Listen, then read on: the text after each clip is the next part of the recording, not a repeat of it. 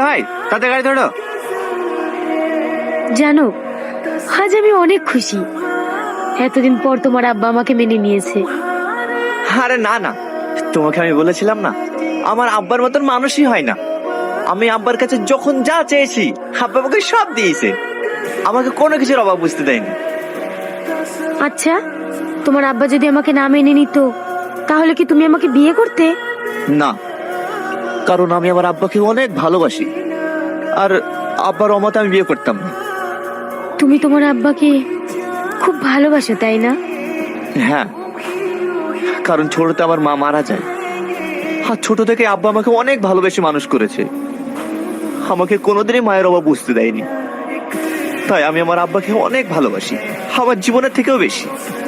এই নিন স্যার। আর কিছু লাগবে স্যার?